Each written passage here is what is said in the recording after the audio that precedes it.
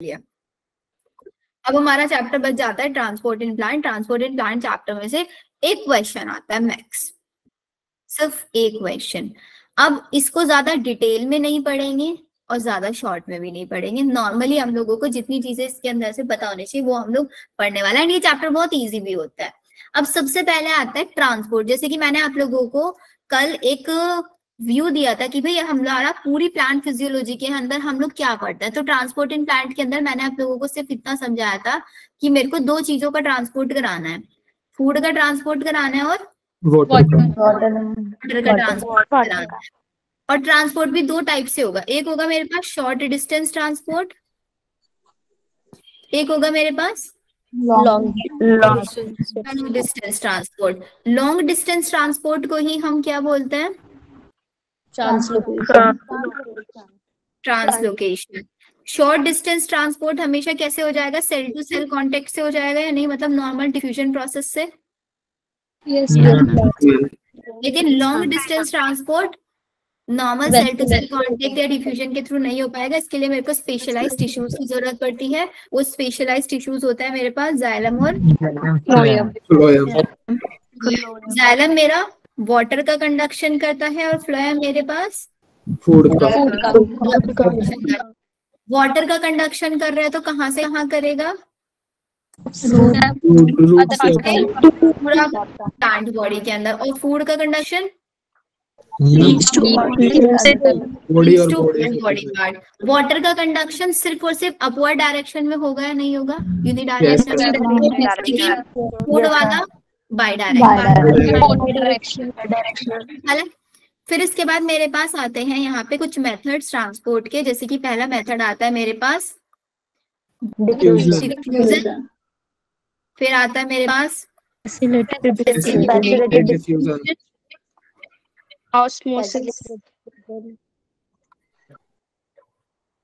Osmosis. Active transport. Passive transport. Water potential क्या होता है? और एब्जॉर्प्शन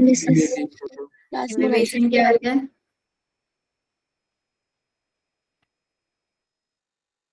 ट्रांसपिरेशन क्या होता है? ठीक है। फिर इसके बाद हम देखेंगे कि एग्जैक्टली जो रूट से बॉडी में वाटर का मूवमेंट हो रहा है वो कैसे हो रहा है, मैकेनिज्म इसका।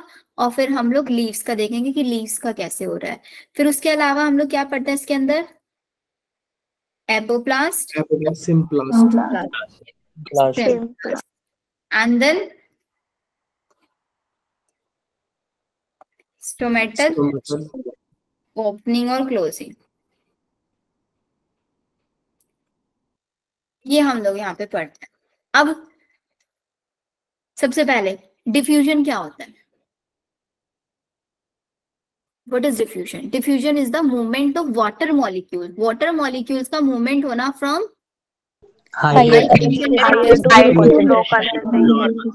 concentration। जहाँ पे मेरा वाटर का हाई कॉन्सेंट्रेशन है वहां से लो कॉन्सेंट्रेशन की साइड होगा। इसको हम अप हिल मूवमेंट बोलेंगे, डाउन हिल बोलेंगे? Down hill. एक जगह वाटर ज्यादा है वहां से वाटर कम की साइड मूव कर रहा है, क्या कोई एनर्जी लगेगा?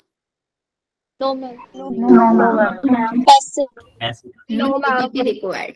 डायरेक्टली ये प्रोसेस मेरा हो जाएगा। फैसिलिटेटेड डिफ्यूजन में अंदर क्या होता है? अगेन हाई कॉन्सेंट्रेशन से लो कॉन्सेंट्रेशन भी होगा। ये भी फैसिलिटेटेड का मतलब क्या होता है कि मेरे को यहाँ पे डिफ्यूजन है, इसको हम बोल देते हैं भाई ये ऊपर वाला है सिंपल डिफ्यूजन। ये है फैसिलिटेटेड, मतलब कोई सब्सटेंसेस मेरे पास ऐसे हैं जिनको हाई से लो तो मूव करना है लेकिन उनके मूवमेंट के अंदर कुछ ना कुछ बैरियर मेरे पास आ रहा है। उस बैरियर को रिमूव करने के लिए मेरे को उनके डिफ्यूजन को, उनके मूवमेंट को फैसिलिटेट कराना पड़ेगा।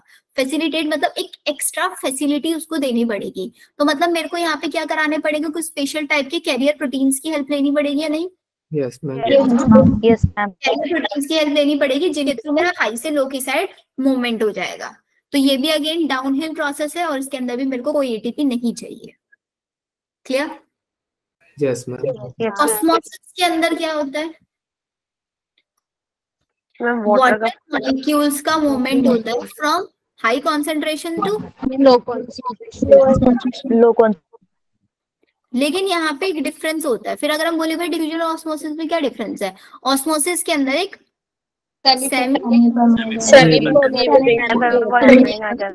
मेम्ब्रेन प्रेजेंट हो जाते हैं, जिसकी वजह से एक सिलेक्टिव प्रोसेस बन जाता, ठीक है, कि सेलेक्टिव सब्सटेंसेस मेरा सेमी परमेबल मेम्ब्रेन के थ्रू पास ऑन होंगे। एक्टिव ट्रांसपोर्ट, नाम से दिख रहा है भाई इसको एक्टिव कराना पड़ेगा। एक्टिव कराने के लिए इसके लिए मेरे को क्या देनी पड़ेगी, अब एनर्जी देनी पड़ रही है, तो इसका मतलब यहाँ पे कुछ ना कुछ डिफिकल्ट काम हो रहा होगा। डिफिकल्ट काम क्या होता है एक्टिव में, लो से हाई की साइड होता है, मतलब ये मेरे पास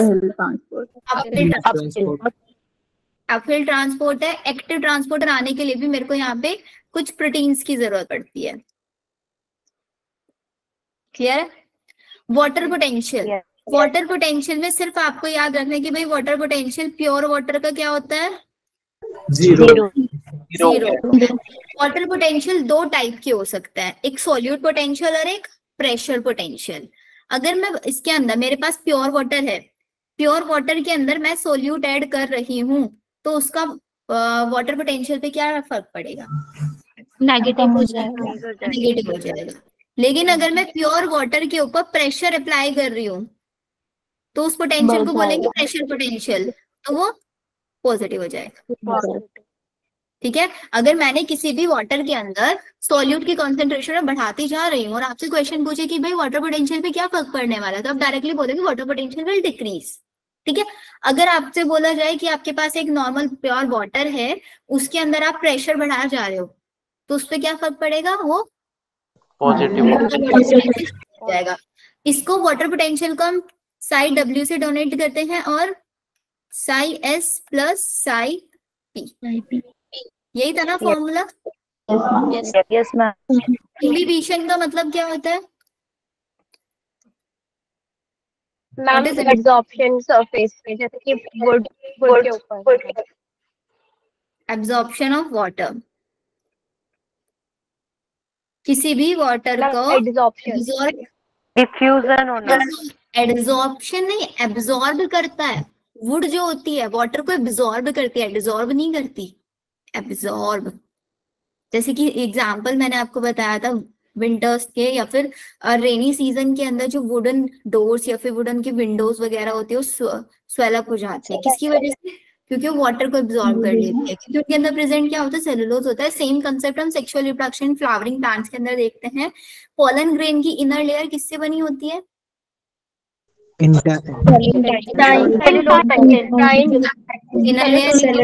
सेलुलोज प्लस पैक्टिन से मिलके बनी होती है। जैसे ही आपका पोलन ग्रेन स्टिग्मा के ऊपर आके लैंड करता है, स्टिग्मा के ऊपर मॉइस्चर प्रेजेंट होता है बहुत सारा, उस मॉइस्चर की वजह से वो सेलुलोज वाटर को एब्जॉर्ब करके स्वेलअप हो जाता है। स्वेल अप होके उसको कहाँ से ओपनिंग है, सिर्फ एक ही होल है उसके अंदर, जिसको जर्म पोर बोलते हैं। जर्म पोर के थ्रू वो बाहर की साइड ओरिजिनेट होने लग जाता है, उसी को हम पोलन ट्यूब बोल देते हैं। पोलन ट्यूब और कुछ नहीं होता, वाटर स्वेल लेगा सेलुलोज, तो उसको जगह चाहिए कहीं ना कहीं से मूव करने के लिए, तो वो जगह वहीं से निकल जाती है। ठीक है, ऐसी इम्बिबिशन के अंदर होता है, वाटर एब्जॉर्ब करता है। फिर आता है मेरे पास ट्रांसपिरेशन। ट्रांसपिरेशन का मतलब होता है loss of water in form of और अगर इन फॉर्म ऑफ लिक्विड हो तो गटेशन। और ये होता किस वजह से है, what is the reason behind this, root pressure. Root pressure की वजह से ये होता है। एपोप्लास्ट का मतलब क्या होता है,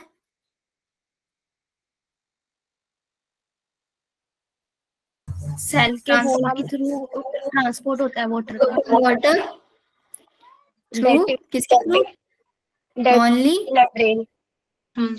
cellular space between cortical cells. Cortical cells के बीच में जो स्पेस होता है वहां से, या फिर सेल वॉल के थ्रू। सिम्प्लास्ट में क्या होता है, through cytoplasmic freezing. to membrane. Through cytoplasmic streaming. बताओ, ये यहाँ तक समझ में आया सबको?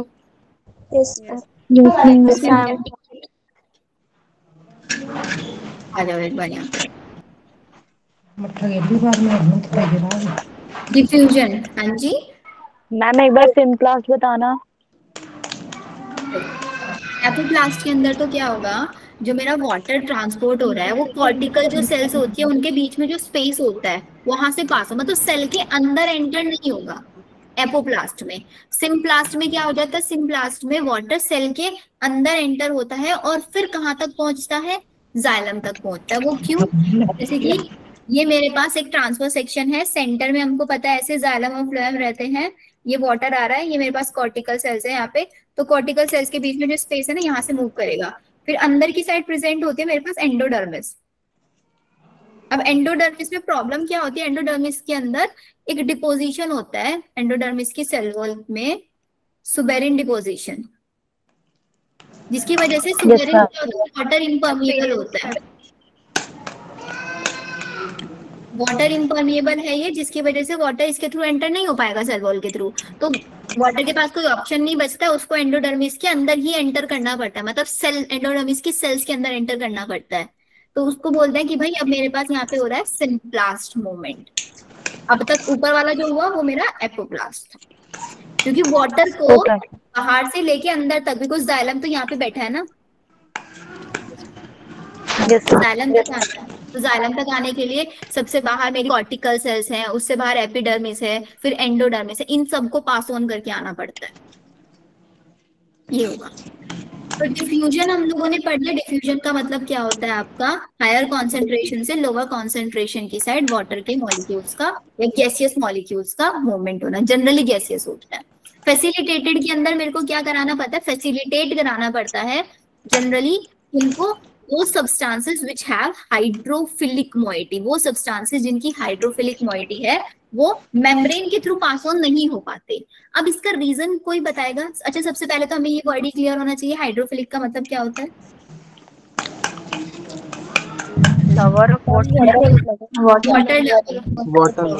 वाटर लविंग है, और इसको पास ऑन किसके थ्रू होना है? Cell membrane. मेम्ब्रेन किससे बनी होती है?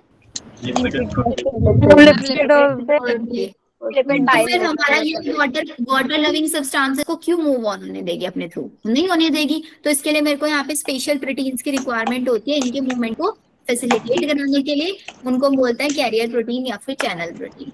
हाई से लो ही होगा, बिल्कुल डिफ्यूजन के जैसे, बस डिफरेंस ये है कि चैनल प्रोटीन्स मेरे को यहाँ पे यूज करने पड़ रहे हैं।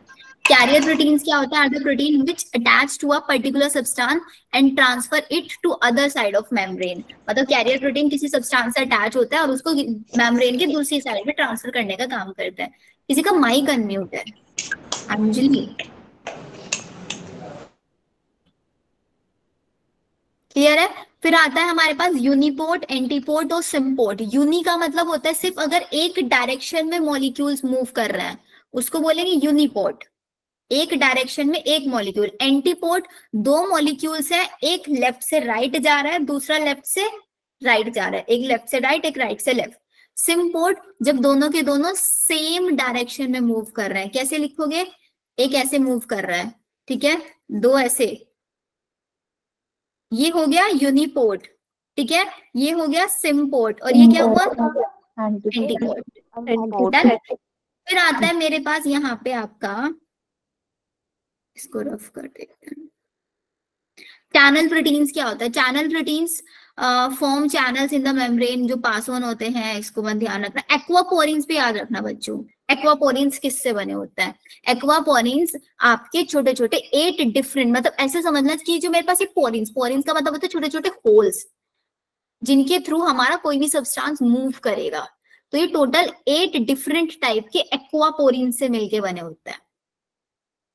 8 डिफरेंट टाइप के एक्वापोरिन से मिलके बने होते हैं। क्लियर? एक्टिव ट्रांसपोर्ट के अंदर नाम से एक्टिव है तो मतलब एटीपी चाहिएगा। अब एटीपी चाहिए तो लो कॉन्सेंट्रेशन से हाई कॉन्सेंट्रेशन, मतलब अगेंस्ट कॉन्सेंट्रेशन ग्रेडियंट चलेगा, नहीं चलेगा यहाँ पे?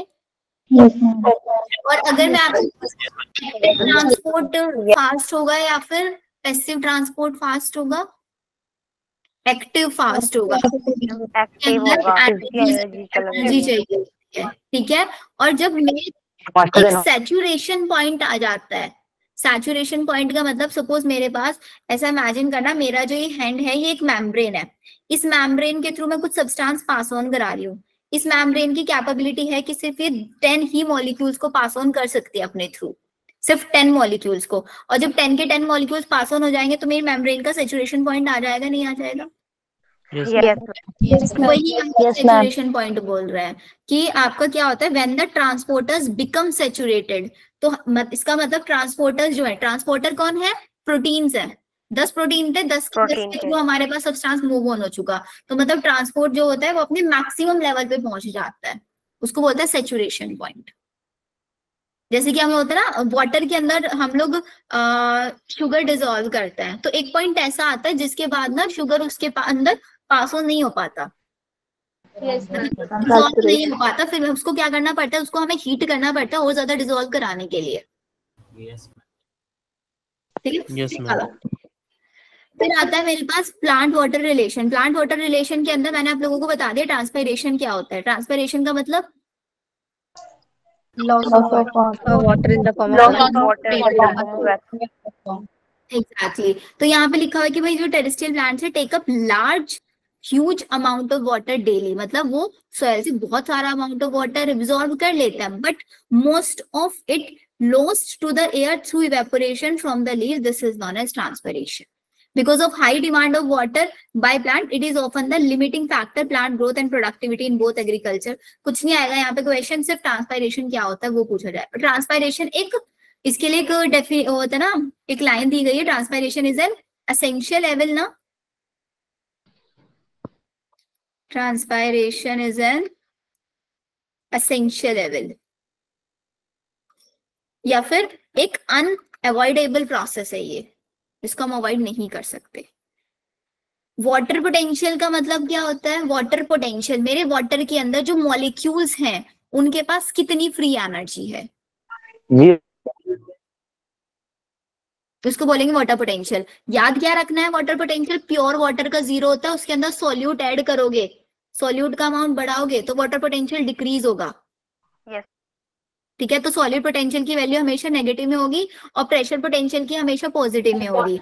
Sai W is equals to psi S plus psi P, ये हम लिखता है। वाटर पोटेंशियल को मीजर कौन सी यूनिट में करता है, पास्कल में उसको मीजर करता है, प्रेशर में हम उसको बताते हैं हमेशा, ठीक है।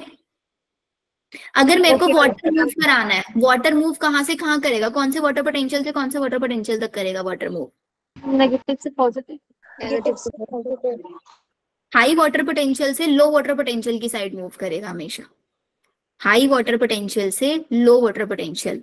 अब थोड़ा सा लॉजिक लगाते हैं यहाँ पे, मैंने बोला हाई वाटर पोटेंशियल से लो वाटर पोटेंशियल की साइड।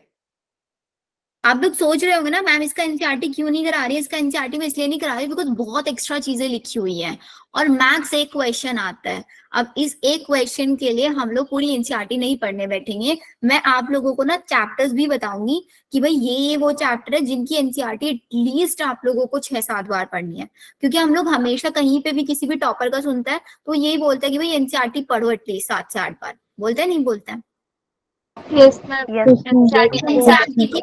एनसीईआरटी के टोटल कितने चैप्टर है, 38 चैप्टर, 38 के 38 चैप्टर पॉसिबल नहीं है 7 से 8 टाइम्स पढ़ना, तो वहां पे कुछ चैप्टर ऐसे होते हैं जिनको हमें इग्नोर करना ही पड़ता है।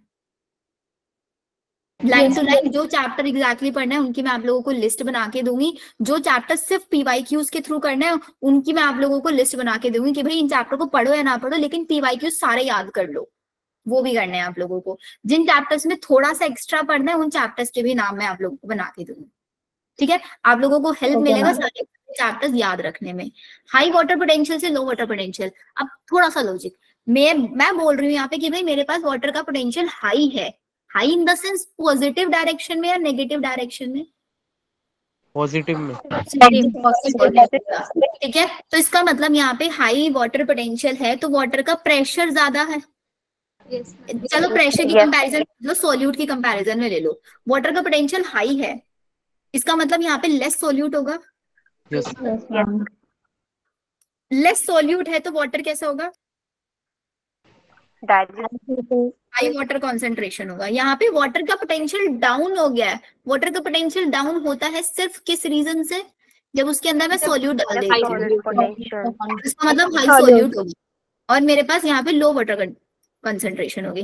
तो अगर मेरे को हाई वाटर पोटेंशियल लो वाटर पोटेंशियल नहीं याद रहता है भाई, मेरे को सिर्फ इतना याद है कि एक जगह पे वाटर ज्यादा है, एक जगह पे वाटर कम है, ज्यादा से कम की साइड मूव करता है, तो मैं यहाँ पे इसको देख के बता सकती हूँ नहीं कि हाई वाटर पोटेंशियल से लो की साइड चला जाएगा। अगर मेरे को सोल्यूट वाला कंसेप्ट याद है कि अगर मैं वाटर के अंदर सोल्यूट ऐड करूंगी तो उसकी वजह से उसका वाटर पोटेंशियल कम हो जाएगा, और सोल्यूट ऐड कर दिया मैंने, वाटर पोटेंशियल कम हो गया, तो इसका मतलब उसके पास वाटर कॉन्सेंट्रेशन कम है।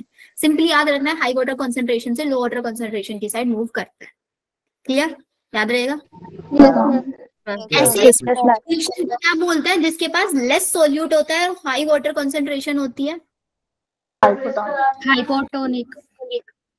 हाइपोटोनिक। हाइपो का मतलब होता है लो, टॉनिक का मतलब होता है सॉल्ट, कि भाई मेरे पास सॉल्ट कम है। कोई भी सॉल्यूशन कैसे बनता है? सोल्यूट प्लस सॉल्वेंट को मिलाने से बनता है। ऐसे ही यहाँ पे हाई सोल्यूट है तो इसका मतलब ये क्या है? हाइपरटोनिक। हाइपरटोनिक है। तो सिंपल है कि भाई या तो ये बोल लो कि हाई वाटर कंसंट्रेशन से लो वाटर कंसंट्रेशन जाएगा, हाइपोटोनिक से हाइपर। बच्चे कंफ्यूज कहाँ होते हैं? बच्चे कंफ्यूज होते हैं, ये सोचते हैं कि हाइपरटोनिक, हाइपर का मतलब है हाई वाटर कॉन्सेंट्रेशन, ऐसा नहीं है। टॉनिक से याद रखना, टॉनिक का मतलब क्या होता है? मेडिसिन वगैरह को भी बोलते हैं ना टॉनिक। तो मेडिसिन क्या होता है? सॉल्यूट होता है, वाटर के अंदर डिसॉल्व करता है। तो टॉनिक मतलब होता है सॉल्यूट या फिर सॉल्ट। तो ऐसे याद रखना कि भाई हाइपरटोनिक है, हाई सॉल्ट है, अगर हाई सॉल्ट है तो वाटर कम होगा। हाइपोटोनिक, हाइपो मतलब लो, लो सॉल्ट है तो वाटर ज्यादा होगा। याद रहेगा, वाटर हमेशा हाइपो से हाइपर की साइड मूव करेगा। अब कोई सी भी सेल को उठा के कहीं भी रख लो, आप लोग क्वेश्चन सॉल्व कर दोगे। Yes, ma'am. ठीक है। एक और चीज आती है, लो डीपीडी से हाई डीपीडी की साइड वाटर मूव करता है। अभी लो डीपीडी का मतलब क्या होता है?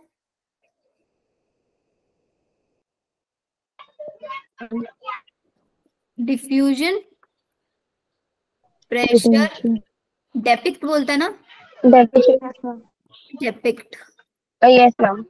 ये बस ये याद रखना कि लो डीपीडी से high DPD, diffusion pressure depict, उसकी साइड वाटर मूव करता है। वाटर पोटेंशियल की टर्म्स में याद रखना, और हाइपोटोनिक हाइपरटोनिक बना ही लोगे लो डीपीडी से हाई डीपीडी। अगर मैं ऑस्मोटिक प्रेशर की टर्म्स में बोलूं,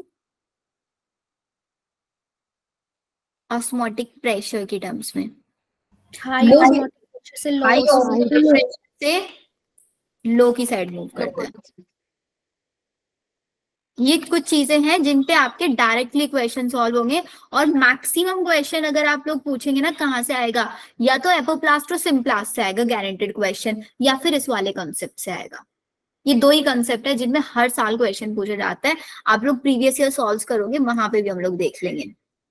मैम लो डीपीटी वाला एक कॉन्सेप्ट एक बार वापस से समझा दीजिए। लो डीपीडी सिर्फ याद रखना, डिफ्यूजन प्रेशर डेपिक्ट क्या होता है। डिफ्यूजन प्रेशर डेपिक्ट में आप लोग को क्वेश्चन में दे दिया जाएगा कि भाई मेरे पास ये सॉल्यूशन ये है, इसके पास इतना ऑस्मोटिक प्रेशर है और इसके पास इतना टर्जर प्रेशर है, बहुत सारे प्रेशर दे देते हैं वो एक्स्ट्रा, जिनको हम लोग को पढ़ने का कोई फायदा नहीं है। सिर्फ डीपीडी से ध्यान लगा लेना है कि मेरे पास एक सोल्यूशन है जिसका डीपीडी है 5, एक सोल्यूशन है जिसका डीपीडी है 7। तो वाटर का मूवमेंट पूछ लेंगे आपसे, वाटर कहाँ से कहाँ मूव करेगा? लो से 5 to 7 मूव करेगा। ठीक है। ऑस्मोटिक प्रेशर पे पूछ ले कि भाई ए का ऑस्मोटिक प्रेशर 5 है, बी का ऑस्मोटिक प्रेशर 3 है, कहाँ से कहाँ मूव करेगा? अगेन 5 to 3, ऐसे आपको याद रखना। चलो, अब इन लोगों ने वही सॉल्यूट पोटेंशियल के बारे में बता दिया कि सॉल्यूट पोटेंशियल क्या होता है। This is due to the presence of solute in the solution, और ये क्या कर देता है? वाटर पोटेंशियल की वैल्यू को लोअर डाउन कर देता है, लोअर डाउन कर देता है वाटर सॉल्यूट पोटेंशियल की वैल्यू हमेशा नेगेटिव में आती है। जैसे जैसे आप सॉल्यूट बढ़ाते जाओगे आपका उतना ही ज्यादा वो नेगेटिव बनता चला जाएगा। ऐसी प्रेशर पोटेंशियल के बारे में लिखेंगे। प्रेशर पोटेंशियल इसका जस्ट अपोजिट होता है। ये पॉजिटिव वैल्यू दिखाता है। ऑस्मोसिस मैंने आप लोगों को बता दिया, ऑस्मोसिस का मतलब क्या होता है, higher water, higher concentration, high concentration से लो कॉन्सेंट्रेशन की साइड मूव करता है through semi permeable membrane, Semi-permeable membrane. Selective pressure होता है ये फिर the pressure needed to prevent osmosis is known as osmotic pressure. मतलब अगर मैं चाहती हूँ कि भाई यहाँ पे जो ऑस्मोसिस का प्रोसेस चल रहा है वो रुक जाए, तो मेरे को एक प्रॉपर अमाउंट में प्रेशर वहां पे जो अप्लाई करूंगी ऑस्मोसिस को रोकने के लिए, उसको बोलेंगे ऑस्मोटिक प्रेशर। ठीक है। Yes, ma'am. और वाटर Yes, ma'am. प्रोसेस के अंदर कब तक मूव करता है, जब तक एक इक्विलिब्रियम अटेन नहीं हो जाता वहां पे। प्लाज्मोलाइसिस, प्लाज्मोलाइसिस का मतलब क्या होता है, प्लाज्मा मेम्ब्रेन Water का move out हो जाना. प्लाज्मोलाइसिस से नॉर्मली याद रख लो श्रिंकेज, श्रिंकेज ही बोलता है ना। Plasma shrinkage. Yes, ma'am. और एक होता है डीप्लाज्मोलाइसिस, सेल का swallow हो Swelling. जाना. सेल का स्वेलअप हो जाना। अब मेरी जो सेल है वो श्रिंक कब होगी, किस केस जब में water होगी? move करेगा. Hypertonic. जब सेल hypertonic condition में होगी. मतलब मेरी जो सेल है मैं उसको कैसे सॉल्यूशन में रखूं कि मेरी सेल श्रिंक हो जाए? Hypertonic. मैं अगर अपने सेल को एक हाइपरटोनिक में रख रही हूँ, हाइपर, तो मेरा सेल हाइपो बन जाएगा और बाहर हाइपर रह जाएगा। हाइपो से हाइपर, सेल के अंदर से वाटर बाहर मूव करेगा, सेल के अंदर से बाहर वाटर बाहर मूव करेगा, तो इट मीन वो क्या हो जाएगा, मेरे पास श्रिंकेज होगा जाएगा। This is known as hypertonic.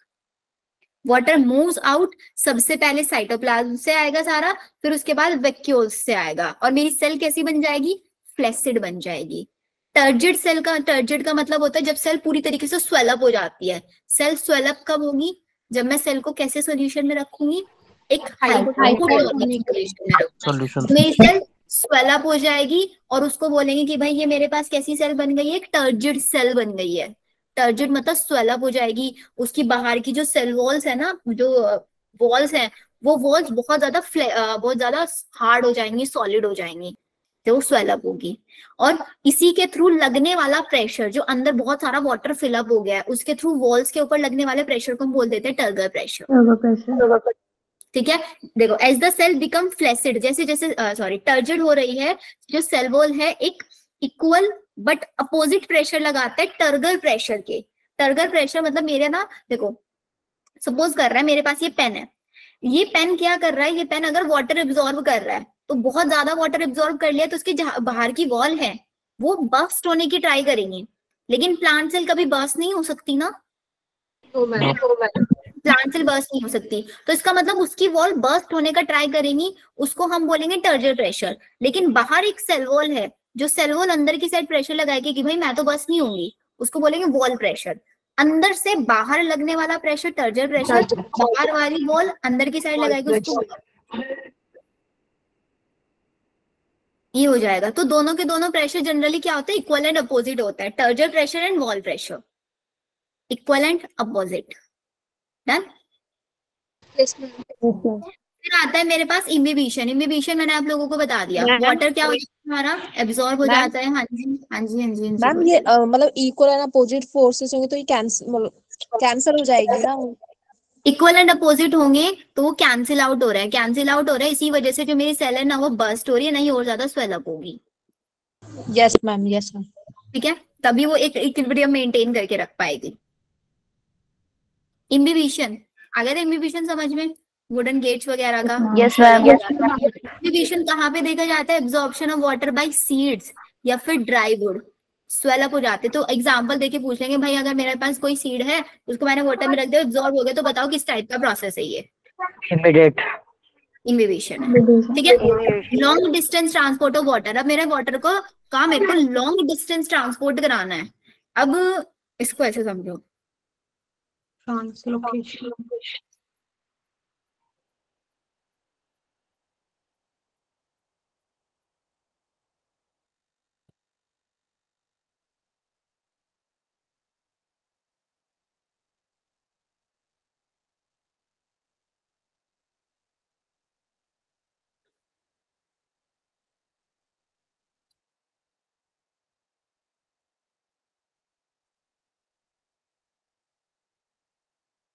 ऐसे मूव कराना है ना मेरे को वाटर। हाँ जी। Yes ma'am. Yes ma'am. अब वाटर को मेरे को नीचे से ऊपर की साइड मूव कराना है, कुछ ना कुछ प्रोसेस यहाँ पे करना पड़ेगा, कुछ ना कुछ मेरे को यहाँ पे एक ड्राइविंग फोर्स यूज करना पड़ेगा, जिसकी वजह से मेरा जो वाटर है वो अपवर्ड डायरेक्शन में मूव करेगा। मैम जाइलम की हेल्प से नहीं जाएगा? एग्जैक्टली जाइलम की हेल्प से ही तो जाएगा ना, लेकिन जाइलम के अंदर भी क्या चाहिए, जाइलम के अंदर भी मेरे को एक प्रेशर, जैसे कि एग्जाम्पल ले लो, वाटर मॉलिक्यूल। हाँ वाटर मॉलिक्यूल। वो नॉर्मली हम लोग घरों में पाइप यूज करते नहीं करते उसे हैं? ट्रांसक्रिप्शन आप कैसे क्या करेंगे? करो, पाइप को ऐसे उसमें वाटर टैप में लगा दो, टैप में लगा के इसको ऐसे सीधा करके रखो, ऐसे स्ट्रेट करके रखोगे तो ऊपर से जो पानी है ना, अगर प्रेशर नहीं है, टैप में पानी का प्रेशर नहीं आ रहा है प्रॉपरली, तो वहां से पानी बहुत कम कम आ पाएगा। लेकिन अगर प्रेशर बहुत ज्यादा होता है और हम उसके ऊपर ऐसे थोड़ा सा थंब लगा देते हैं, वो कम डिस्टेंस हो जाता है, तब प्रेशर कितना दूर तक जाता है, नहीं जाता है water? Yes ma'am. Pressure apply करता है दूर तक पानी को भेजने के लिए, और अगर प्रेशर नहीं अप्लाई करते तो जितना डिस्टेंस होते है उसी के दूर तक जाता है पानी, है ना? घरों में कार्स वगैरह धोने के लिए हम लोग यूज करते हैं पाइप वगैरह। यस मैम, जैसे ट्रांसफर करके एयर से जो वो करके जाता है हाइड्रोजन बॉन्डिंग में, तब वो नीचे जाता रहेगा शेप में। प्रेशर बढ़ाएंगे तो एरिया कम हो जाता है। प्रेशर एरिया कम करेंगे तो प्रेशर बढ़ेगा। हम लोग पाइप में उसमें क्या आता है, एरिया कम कर देते हैं, जिसकी वजह से उसका प्रेशर बढ़ जाता है। ठीक है, तो कुछ कुछ कंसेप्ट ऐसे याद रखना कि भाई मेरे को वाटर को अपवर्ड डायरेक्शन में मूव कराना है, तो कहीं ना कहीं मेरे को यहाँ पे क्या यूज करना पड़ेगा, रूट प्रेशर। और इसके अलावा दो टर्म्स और पढ़ते थे हम लोग, कोहेशन और एडेशन। कोहेशन का मतलब होता है कि जो मेरे पास वाटर मॉलिक्यूल मूव करते हैं ना, वो जाइलम की वॉल से बिल्कुल चिपक के जाते हैं। ये मेरे पास जाइलम की वॉल है, ऐसे मॉलिक्यूल टू मॉलिक्यूल जा रहे होते हैं। अभी सपोज क्या हो जाए, ऊपर से बहुत ज्यादा, यहाँ पे मेरे पास लीव है, एक लीफ अपने अंदर से एक प्रेशर लगाती है, भाई एक पुल करती है अपनी साइड से, उसको बोलते हैं हम आपका ट्रांसपिरेशन पुल। ऊपर से अगर मेरा ट्रांसपिरेशन पुल ना लगी तो क्या वाटर मॉलिक्यूल ऊपर से मूव कर पाएंगे, ऊपर की साइड जा पाएंगे? नहीं जा पाएंगे। नीचे से रूट प्रेशर लग रहा है, इतना ही ऊपर से ट्रांसपिरेशन पुल, दोनों का इक्वल रोल होगा यहाँ पे। अगर बाय चांस ट्रांसपिरेशन पुल बढ़ जाएगा, तो ये जो यहाँ पे लाइन बाय लाइन चल रहे हैं वाटर मॉलिक्यूल्स, इनके बीच में एडहेशन ब्रेक हो जाएगा या नहीं? एडहेशन का मतलब एक वाटर मॉलिक्यूल दूसरे वाटर मॉलिक्यूल से कैसे अटैच्ड है, ऐसे समझ लो एक वाटर मॉलिक्यूल दूसरे वाटर मॉलिक्यूल का हाथ पकड़ के उसको ऊपर खींच रहा है। अगर एक जगह से हाथ छूट जाएगा तो सारे के सारे गिर जाएंगे, नहीं गिर जाएंगे? नहीं, हो गया, नीचे वाले सारे गिर जाएंगे यहीं पे। तो एडहेशन का मतलब होता है अपने सरफेस से अटैच होना, सॉरी कोहेशन का मतलब होता है सरफेस से अटैच होना, एडहेशन का मतलब एक मॉलिक्यूल दूसरे मॉलिक्यूल से कैसे अटैच है। बस प्रेशर याद रखना है, ट्रांसपिरेशन पुल आप लोगों को यहाँ पे याद रखना है। इसी से आपको एक मॉडल भी दिया हुआ था, cohesion tension transpiration model of water transport. Apoplast क्या होता है, सिम्प्लास्ट क्या होता है, आप लोगों को पता है। एपोप्लास्ट के अंदर जनरली क्या होता है, वाटर जो मूव करता है वो सेल वॉल के थ्रू मूव करता है या फिर इंटरसेलुलर स्पेस के थ्रू मूव करता है, सेल के अंदर एंटर कभी नहीं होता। सिम्प्लास्ट के अंदर सेल जो होता है वो साइटोप्लाज्म के अंदर एंटर होता है, एंड सिम्प्लास्ट पाथवे जरूरी भी है। क्यों जरूरी है? कि भाई वाटर आ रहा है, रूट हेयर ने एब्जॉर्ब किया, बाहर एपिडर्मिस पे आया, कॉर्टिकल सेल्स के थ्रू आया। अब वाटर के अंदर कुछ भी सब्सटेंस आ सकता है, कोई टॉक्सिक सब्सटेंस भी आता है, कुछ भी आ सकता है, सब कुछ जाइलम के पास जाएगा, जाइलम उसको सब कुछ क्या भेजेगा, पूरे बॉडी में ट्रांसपोर्ट कर देगा या नहीं कर देगा? सिलेक्टिव कहाँ होगा फिर हमारे पास, सिलेक्टिव कहाँ पे होगा? सिलेक्टिव सिर्फ किसके थ्रू होगा? सिम्प्लास्ट के थ्रू होगा। सिम्प्लास्ट के थ्रू जो वाटर मॉलिक्यूल होता है वो सिलेक्टिव बन जाता है, क्योंकि एपोप्लास्ट कोई रेजिस्टेंस नहीं प्रोवाइड करा। डन? Yes ma'am. ये हम लोगों को डायग्राम दिया हुआ है, इस डायग्राम को देख लेना अच्छे से। एपिडर्मिस देखो, ध्यान से देखना, यहाँ पे क्या हो रहा है, वॉल्स के थ्रू मूव कर रहा है या फिर कॉर्टिकल सेल्स के थ्रू मूव किया, फिर इसके बाद यहाँ पे वॉल्स के थ्रू मूव किया। अब आगे आ गई मेरे पास ये, this is Casparian strip. Casparian strip के अंदर किसका डिपोजिशन होता है? सुबेरियन डिपोजिशन। सुबेरी अब सुबेरियन डिपोजिशन होने की वजह से देखो एक बैरियर आ गया ना, आगे नहीं वाटर मूव कर पाएगा, बिकॉज मेरा सुबेरियन क्या है यहाँ पे, वाटर इम्पर्मिएबल है, आगे नहीं मूव कर पा रहा है, इसलिए इसको कहाँ पे एंटर होना पड़ रहा है, इसलिए अब इसको साइटोप्लाज्म के अंदर एंटर होना पड़ रहा है। तो यहां तक तो ये एपोप्लास्ट था, अब आगे यहाँ पे आके सिम्प्लास्ट हो गया।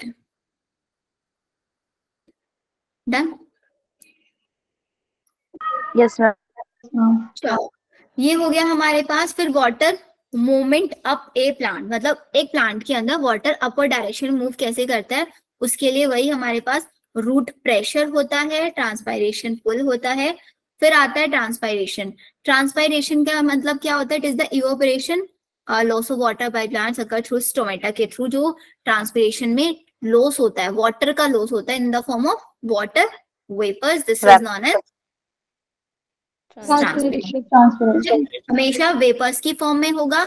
स्टोमेटा ओपन रहते हैं कब? डे टाइम में, और क्लोज रहते हैं नाइट टाइम में। स्टोमेटा की ओपनिंग एंड क्लोजिंग को कौन रेगुलेट करता है?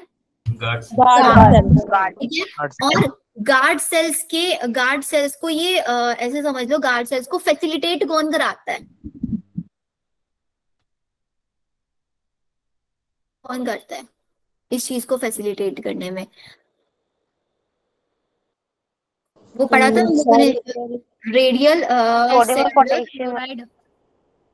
रेडियल सेल्यूलर फाइब्रिल्स थे। जैसे ये स्ट्रक्चर था, तो यहाँ पे ऐसे मैंने रेडियल स्ट्रक्चर्स आपको बना के दिखाया था। आया कुछ? Radial cellulosic fibrils radially arrange होते हैं वो। Yes ma'am. एनाटॉमी वाले चैप्टर में पढ़ाया था मैंने आप लोगों को, इस वाले चैप्टर में हम लोग उसको डिस्कस करते हैं। तो हमारे जो रेडियल सेलुलर फाइब्रिल्स होता है ना, ये फैसिलिटेट कराता है गार्ड सेल्स के थ्रू।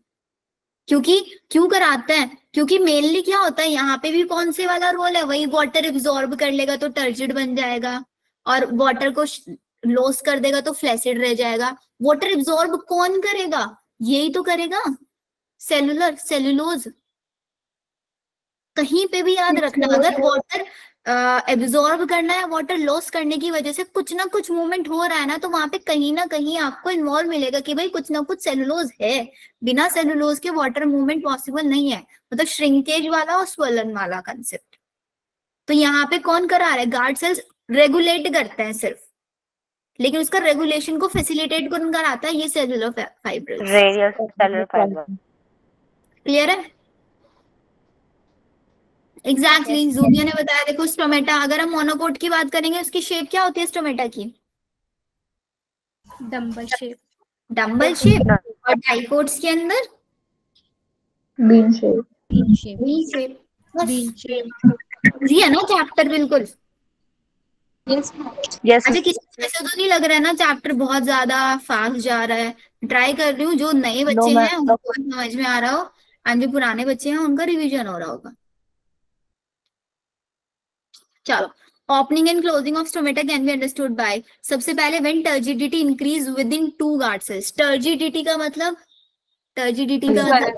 वॉल मैम जैसे टर्जिडिटी बढ़ी, thin outer walls bulge out, मतलब जो वॉल्स थी उसकी बल्ज बाहर की साइड निकली, है ना? फोर्स किया इनर वॉल्स को कि वो अपनी शेप चेंज करे एंड स्टोमेटा ओपन हो गया। जब उसने टर्जिडिटी लॉस किया, इलास्टिक इनर सेल ने अपनी वापस से शेप ले लिया, गार्ड सेल्स फ्लेसिड हो गई, स्टोमेटा क्लोज हो गया। सिर्फ क्वेश्चन सेलुलर फाइब्रिल पे आ जाता है, या फिर कौन रेगुलेट करता है? गार्ड सेल्स रेगुलेट करती है, इसके ऊपर क्वेश्चन आ जाता है। या फिर ये वाला क्वेश्चन आ जाता है कि भाई स्टोमेटा कब ओपन रहता है, कब क्लोज रहता है? स्टोमेटा दिन के टाइम में ओपन रहता है, रात के टाइम में क्लोज रहता है। ठीक है। अब कुछ सिंपल सा कंसेप्ट ये भी है भाई, देखो ये मेरे पास लीफ है, ठीक है, लीफ के अंदर होल्स है। अब मैंने अभी एक चीज बताया आप लोगों की, भाई ट्रांसपायरेशन क्या होता है, यहाँ पे क्या है कि इसी के थ्रू वाटर बाहर जाएगा और इसी के थ्रू CO2 अंदर एंटर होगा। क्या दोनों एक दूसरे के ट्रांसपोर्ट में कोई बैरियर प्रोड्यूस करते होंगे?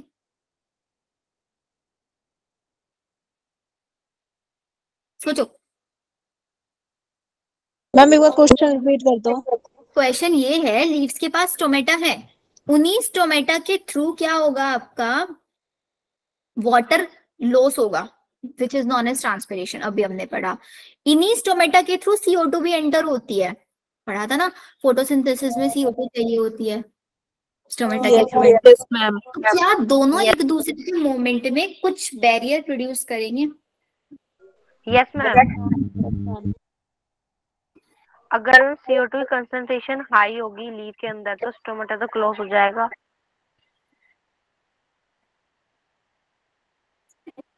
आना है, अभी कॉन्सेंट्रेशन पे नहीं आए, कॉन्सेंट्रेशन पे आएंगे कि भाई स्टोमेटा का ओपनिंग एंड क्लोजिंग को कौन कौन से फैक्टर्स अफेक्ट करेंगे।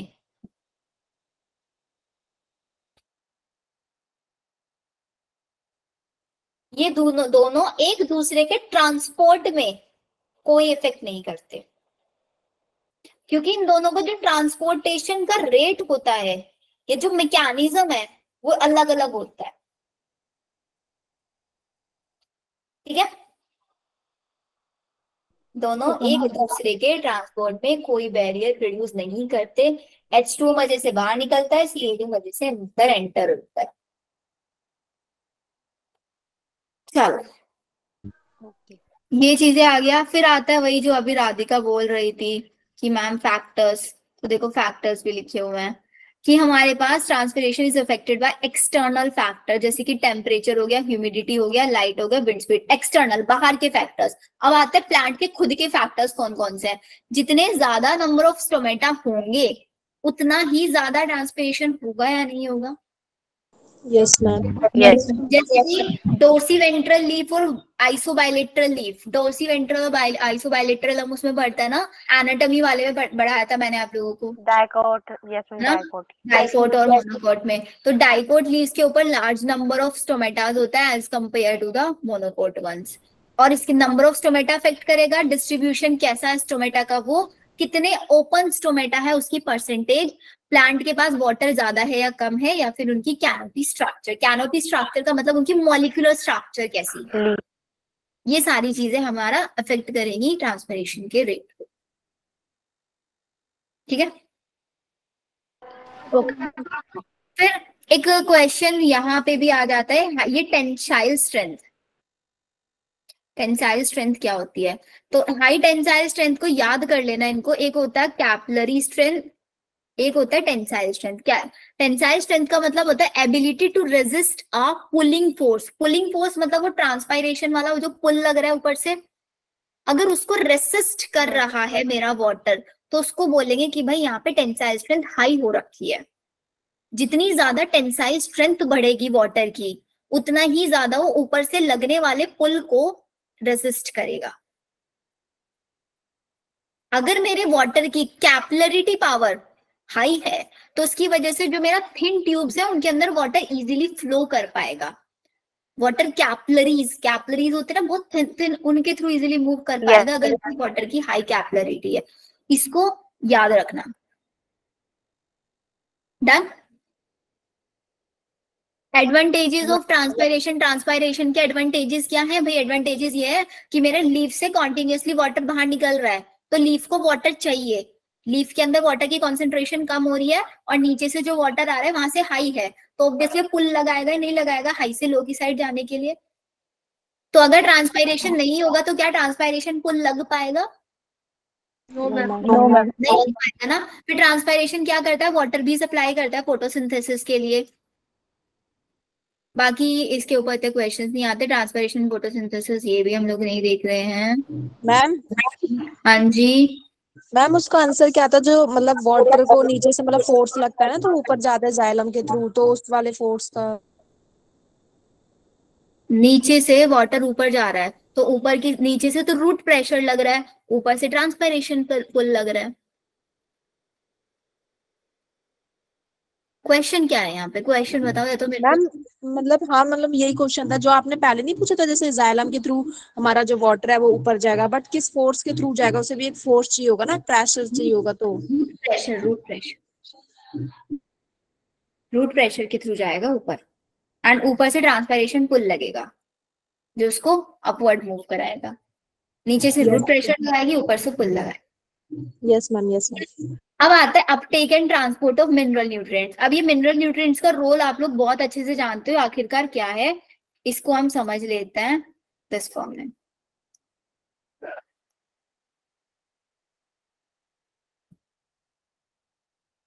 ये मेरे पास यहाँ पे सॉइल है, ठीक है, और ये मेरे पास सपोज करते हैं रूट है। इमेजिन करो अभी मेरे पास सॉइल के अंदर मिनरल्स ज्यादा हैं, रूट के अंदर मिनरल्स कम है। अब मेरे को क्या कराना है, सबसे पहले वाटर एब्जॉर्ब होने से पहले मेरी रूट्स मिनरल्स एब्जॉर्ब कर लेंगी, पहली चीज होगी। अब जब मेरी रूट्स ने मिनरल एब्जॉर्ब कर लिया है तो वाटर की कॉन्सेंट्रेशन यहाँ पे क्या हो गई, हमने सॉइल को वाटर दिया, यहाँ पे वाटर की कॉन्सेंट्रेशन मिनरल्स की कम। अब मूवमेंट हो कैसे होगा, सॉइल से वाटर होगा या नहीं होगा, बिकॉज ऊपर वाटर। अब क्वेश्चन ये आता है कि भाई ये जो मिनरल्स एब्जॉर्ब हुए ये कौन से मैकेनिज्म से एब्जॉर्ब होंगे, एक्टिव या पैसिव? वाटर मूव करता है पैसिवली, लेकिन मिनरल्स एब्जॉर्ब होते हैं एक्टिवली। एक्टिव ट्रांसपोर्ट होता है हमारे पास मिनरल्स का, लेकिन पैसिव भी हो सकता है, दोनों टाइप से हो सकता है। मेनली अगर हम बात करेंगे तो मेनली हमारा एक्टिव होगा। मैम पैसिव कैसे हो जाएगा? कभी कभी पैसिव भी हो जाता है, इसके अंदर दोनों टाइप से हो जाता है मेनली। लेकिन अगर क्वेश्चन में आता है तो जनरली क्वेश्चन में यही पूछता है कि भाई एक्टिव होता है पैसिव होता है, तो अलग अलग ऑप्शन पे देता है, तो आपको एक्टिव पिक करना है। कुछ क्वेश्चन में मैंने ऐसे भी देखा जहाँ पे एक्टिव पैसिव दोनों पूछा गया है, दोनों एक ही साथ दिया हुआ ऑप्शन में, तो वहां पे आपको एक्टिव और पैसिव पिक करना है। अब यहाँ पे एक्टिव और पैसिव का आपको ऐसे समझ में आएगा क्योंकि रूट्स के बाहर होता है रूट हेयर्स, तो जो मेरे सॉइल से रूट हेयर्स तक जाएगा ना, वो तो मेरे पास मैकेनिज्म हो जाएगा कौन से वाला, एक्टिव मैकेनिज्म। रूट से रूट हेयर्स तक जाना, फिर रूट हेयर से जाइलम तक जाना, वो पैसिव हो जाता है। रूट हेयर से जाइलम तक जाना वो पैसिव हो जाएगा। तो इसलिए हम बोलते हैं कि मेनली एक्टिव है, क्योंकि यहाँ पे हमारे लिए मेन चैलेंज क्या होता है कि भाई हमारी रूट हेयर्स एब्जॉर्ब कर ले, सेल के अंदर तो इजीली मूव कर ही जाएगा। क्लियर? Yes ma'am. चलो ये चीजें क्लियर हम लोगों को। फिर बस ये एक सोर्स से सिंक वाला क्वेश्चन आ जाता है यहाँ पे। सोर्स और सिंक ये समझ लो होता क्या है, सोर्स और सिंक कोई बताएगा? सोर्स क्या होता है और सिंक क्या होता है? दो कंडीशन मैंने आप लोगों को पढ़ाई थी। सोर्स है मेरे पास जहाँ पे नॉर्मली तो लीक होती है, और सिंक जहां तक जाना है, whenever needed। ठीक है। लेकिन अगर मैं इसको एक और दूसरे सीजन में देखता है, कौन से सीजन में देखा, ये तो मेरा नॉर्मल सीजन है, स्प्रिंग सीजन में। स्प्रिंग सीजन में इसका सोर्स क्या हो जाता है मेरे पास, बॉडी, और सिंक हो जाता है बॉडी। इट्स नहीं बॉडी, ठीक है।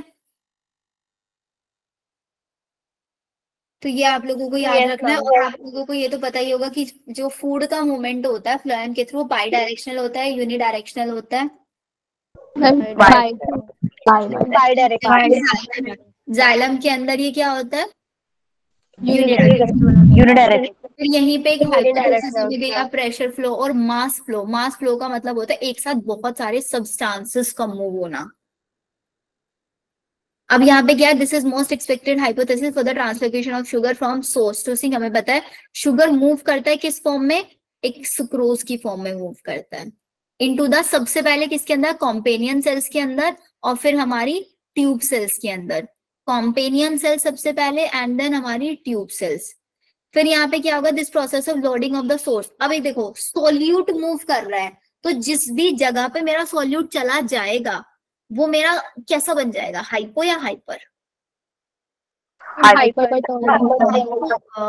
बन जाएगा, हाइपर बन जाएगा। और मेरा क्या होता है, आपका जाइलम और फ्लोएम के जो टिश्यूज होता है वो ऑलमोस्ट क्लोज होता है, होते हैं नहीं होता क्लोज क्लोज। तो मेरा लीफ से सुक्रोज निकल के आया किसके अंदर, कॉम्पेनियन सेल्स और ट्यूब सेल्स के अंदर। लीफ से सुक्रोज निकल गया है, मतलब वहां पे लो कॉन्सेंट्रेशन ऑफ सोल्यूट हो गया है, वो कैसा बन चुका है, हाइपोटोनिक। हाइपरटोनिक। तो इसी के थ्रू ये सॉल्यूट मूव करता है, तो इसी के थ्रू वाटर भी मूव करने लग जाता है फिर, क्योंकि कॉन्सेंट्रेशन में चेंज आता है। जहां पे हाइपो हो जाएगा वहां से वाटर मूव करना शुरू हो जाएगा, जहां पे हाइपर हो जाएगा वहां पे वाटर जाना शुरू हो जाएगा। बस इतना आप लोग को याद रखना है। सोर्स एंड सिंक वाला मैकेनिज्म, सोर्स क्या होता है, सिंक क्या होता है, ये याद रखना, देन हमारा चैप्टर फिनिश। क्वेश्चन? हाँ जी मैम, जो ये स्टार्च है इसका एक तो जब वो कैंपेनियन सेल से सीव ट्यूब में जाता है जब एक्टिव ट्रांसपोर्ट हो रहा है, और जब उसे हम अनलोडेड कर रहे हैं जब भी एक्टिव ट्रांसपोर्ट हो रहा है। एक होता है लोडिंग, एक होता है अनलोडिंग। लोडिंग का मतलब होता है सुक्रोज को देना कॉम्पेनियन सेल्स को, अनलोडिंग का मतलब होता है उसको जब मैं सिंक के पास दे रही हूँ उसको बोलेंगे अनलोडिंग। तो मैम ये दोनों प्रोसेस एक्टिव है ना? ये दोनों प्रोसेस हमारे सोर्स से सिंक में जाना और वहां से वहां जाना। यस जुबिया, हम लोगों को गिडलिंग एक्सपेरिमेंट भी पढ़ना होता है इसके बाद। गिडलिंग एक्सपेरिमेंट कौन एक्सप्लेन करेगा क्या होता है, या फिर उसको रिंग एक्सपेरिमेंट भी बोलता है ना, रिंग वन। रिंगिंग एक्सपेरिमेंट, उसके थ्रू हमने क्या पता लगाया था कि भाई फ्लोएम के थ्रू हमारे सॉल्यूट्स ट्रांसपोर्ट होता है। वो कैसे किया था, हमारे मेल्फिजी साइंटिस्ट ने किया था। उन्होंने क्या किया था, एक प्लांट लिया, देखो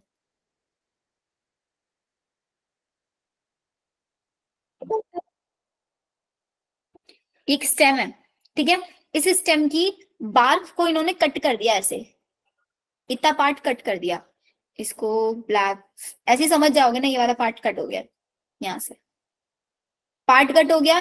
ये ऊपर फ्लोएम था, नीचे फ्लोएम था, ऊपर से नीचे की साइड क्या मूव हो रहा होगा, फूड आ रहा होगा, आया और नीचे नहीं जा पाया, तो इसका मतलब यहाँ पे डिपॉजिट हो जाएगा वो सारा। यस तो इसकी वजह से आपकी जो बार्क है वो क्या हो जाएगी, स्वेलअप होने लग जाएगी due to the deposition of solute. और जब डिपोजिशन होने लग जाए एडवेंटिशियस रूट्स डेवलप होने लग जाती हैं। बस ये बताया था गिडलिंग एंड रिंगिंग एक्सपेरिमेंट। एंड इन्होंने ये भी बोला था, क्या बोला था, कि अगर हम लोगों ने ये करा दिया कि भाई बार्क को ऐसे कट कर दिया, तो पहले प्लांट का कौन सा पार्ट डाई होगा, रूट। उसके बाद शूट। रूट डेथ इसलिए होगी बिकॉज रूट को फूड नहीं मिल पाएगा, सबसे पहले वो डेथ होगी।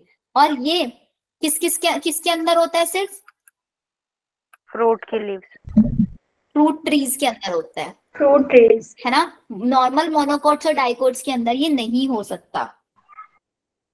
अब आप बोलोगे मैम ये सिर्फ फ्रूट्स के अंदर ही क्यों होता है, बिकॉज फ्रूट्स के अंदर ना आपका फ्लोएम का सिर्फ एक सिंगल स्ट्रिप होती है। सिंगल स्ट्रिप का मतलब भाई ये एक ही स्ट्रिप थी बस फूड को ट्रांसपोर्ट करने के लिए, इसी को मैंने कट कर दिया तो कोई फूड नहीं जा पा रहा। सपोज इसके तो डेथ ही ना हो पाती मेरे रूट की और शूट की। और मोनोकोट और डाइकोट के अंदर मल्टी स्ट्रिप्स होती हैं, ये मल्टी कैपिलरीज होती हैं।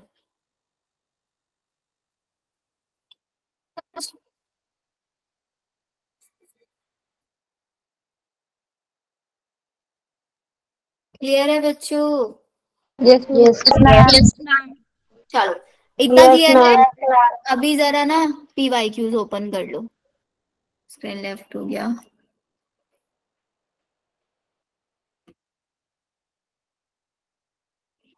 PYQs मैं आप लोगों को आपके ग्रुप में शेयर करती हूँ, सबके सब क्लास में ही रह के PYQ सॉल्व करेंगे। मेरे को 2 मिनट दो बस, तब तक आप लोगों को थोड़ा ब्रेक लेना, 2 मिनट का ले लो, मैं आपको शेयर करती हूँ।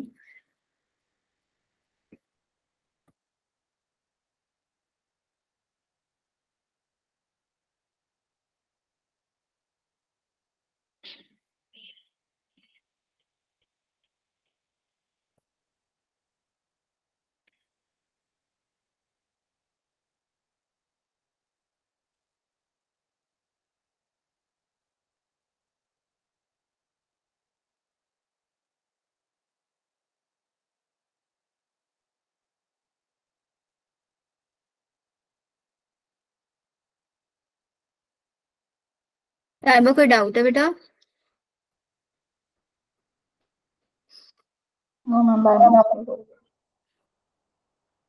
और बच्चों कोई अभी भी आप लोगों में से ऐसे तो नहीं रह गया ना जिसने अभी तक नीट का फॉर्म नहीं फिल किया हो? No ma'am. No ma'am.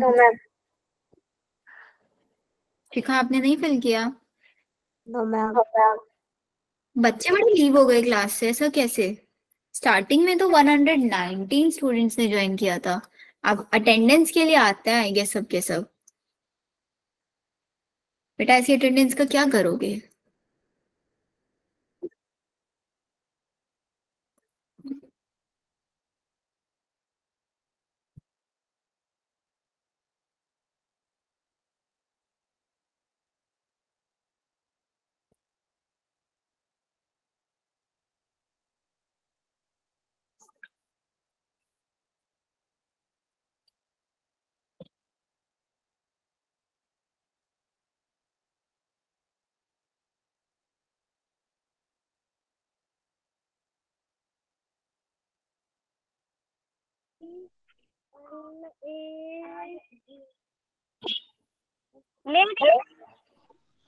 ये इसका माइक अनम्यूट है। हाँ जी।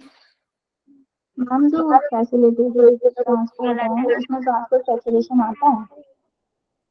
दोबारा बोलो क्वेश्चन। जो फैसिलिटेटेड ट्रांसपोर्टेशन है उसके अंदर ट्रांसपोर्ट सैचुरेशन आता है या फिर एक्टिव ट्रांसपोर्ट? फैसिलिटेटेड के अंदर, फैसिलिटेटेड के अंदर एग्जैक्टली आपका सैचुरेशन आएगा, क्योंकि वहां पे भी हम एक प्रोटीन्स का यूज कर रहे हैं। बोलो।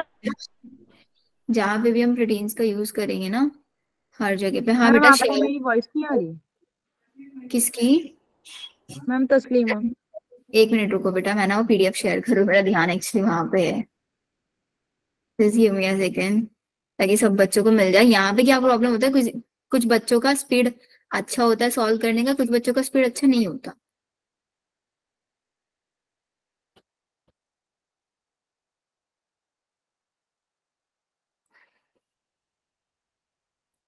पीडीएफ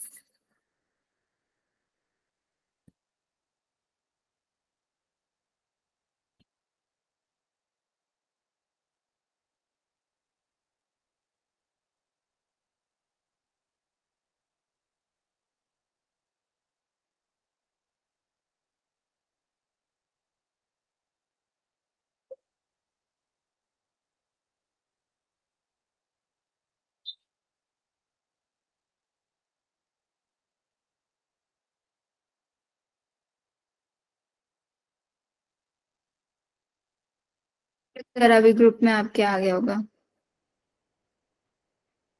मैम किस ग्रुप में भेजा है आपने? जीपी वाले ग्रुप्स में हो ना, वहां पे भेजा है। आपके नीट वाले ग्रुप्स में भेजती हूँ, वेट। तो यहाँ पे नीट बैच 2 में है, नीट बैच 3 में है, उनकी क्लासेस मानसी मैम लिया करेंगी। अभी मानसी मैम लीव पे हैं, दैट्स व्हाई सारी क्लासेस मैं ही ले रही हूँ। आ गया होगा सबके पास, चेक कर लो। Yes ma'am. चलो अब आप लोगों के पास है 10 मिनट्स, एग्जैक्टली 10 मिनट्स, ठीक है? सारे करने में 10 मिनट में? सारे तो ऑब्वियसली नहीं हो पाएंगे ना, जितने हो पाए। 10 मिनट्स में टारगेट रखो, 20 क्वेश्चन करना है। Okay ma'am. चलो करो सॉल्व, फिर उसके बाद सबके डाउट्स होंगे एक साथ।